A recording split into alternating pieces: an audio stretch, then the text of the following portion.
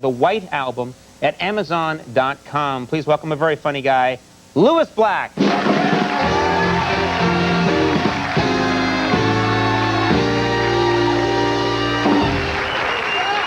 You know, this country is absolutely insane.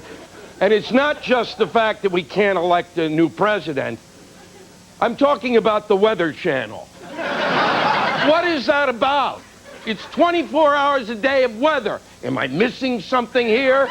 It's weather. You want to know what the weather is? You open a window, you stick your hand out. Your local weather person who's looking out a window can't tell you anything about the weather. We don't even know where these people are. They could be in a bunker in Costa Rica. We don't know. They're printing money down there. They tell us what the dew point is. I live in New York City. Concrete doesn't have a dew point. The reason you actually would watch the Weather Channel is when you left the weather area, as I did in April, New York, to fly to another one, Detroit. It's nice to know what the weather is so you know how to pack. They told me it was going to be 68 and sunny. It was snowing. That's not even close. You're not even in the ballpark. Why do we have weather people? What we should have are chimpanzees dressed up. And we give them darts.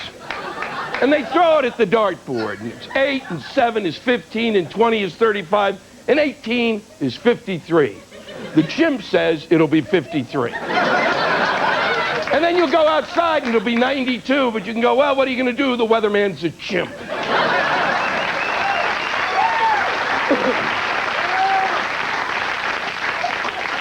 They asked me to come on the show this evening to talk about the election, but since we don't know anything, I've got nothing to talk about.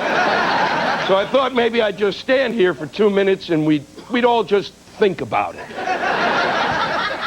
Voting was brutal yesterday, though. That was horrible going into that booth. Standing there, it felt like hours, trying to figure out which of the jackasses I disliked more so I would know which one I should vote for.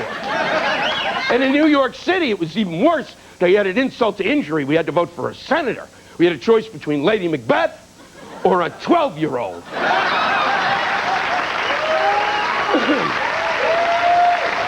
Can somebody explain to me how Rick Lazio became a congressman? How is that possible?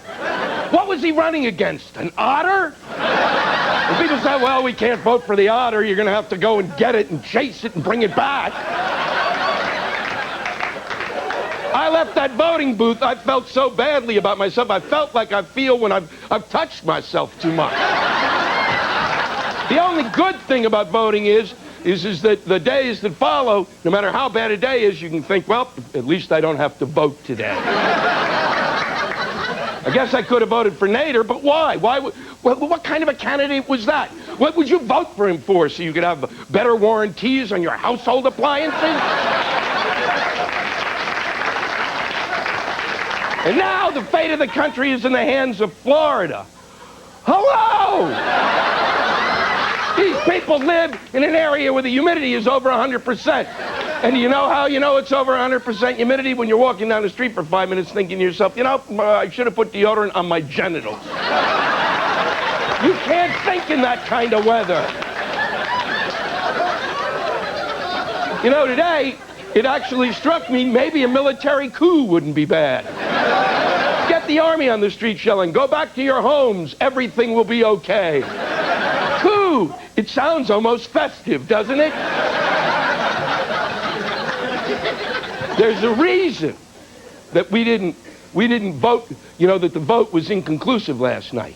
And the reason is we're telling ourselves something. We don't want either of them. Okay? These are very strange times, and they call for strange men. And I think there's no one stranger than Dan Quayle. I think it's his time. He's a funny guy, and we need a good laugh at this point. And Dan's the man. Here's a man who went to American Samoa, to an island called Pango Pango, and he, of course, called it Pogo Pogo. He said to the Samoans, whose culture had been there for years and years and years, he said, you all look like happy campers to me. Happy campers you are. Happy campers you've been, and as far as I'm concerned, happy campers you'll always be. He's very, very lucky that those Samoans showed restraint and didn't eat him. which would have been the correct response. I say, Dan Quayle, his time has come. Thank you and good night. Fine thinking. Great job. Louis Black, everybody. We'll take a break. We'll be right back.